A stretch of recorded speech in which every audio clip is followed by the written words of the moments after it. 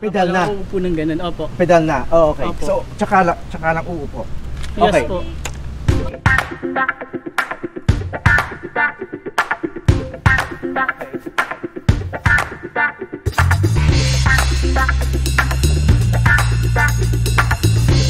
Hindi ko po inasahan na talagang yung bang magkiklik agad yung ano po natin yung pag nag-ride. Grabe, hindi ko po may paliwanag yung feeling ngayon. Thank you. Thank you. Bagong po. experience din sa akin. You're welcome po. You're welcome po. Sa bilis ng takbo ng mundo ngayon, lalo na sa larangan namin sa pamamahayag, bihira ang naibigay sa aming pagkakataon.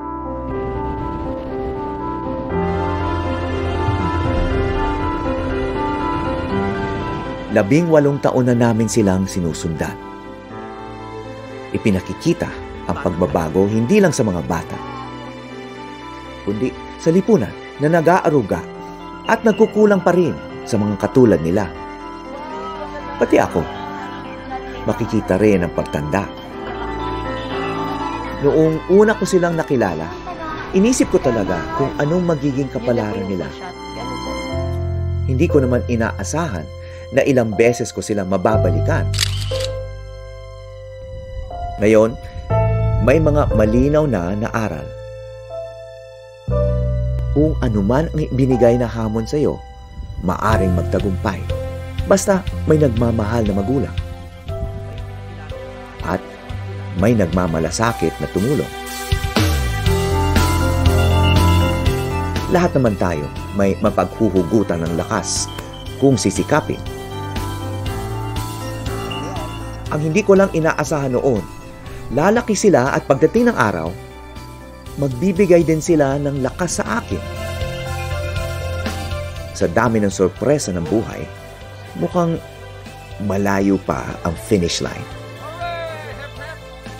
Abangan ang susunod na kabanata. Okay. Mula Subic, Zambales, Muntinlupa City at Imus, Cavite, ako po si Howie Severino at ito ang Eyewitness.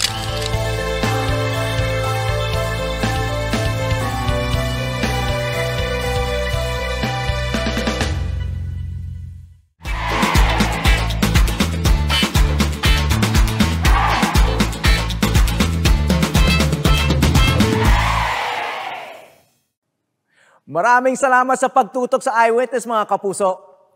Ano masasabi niyo sa dokumentaryong ito?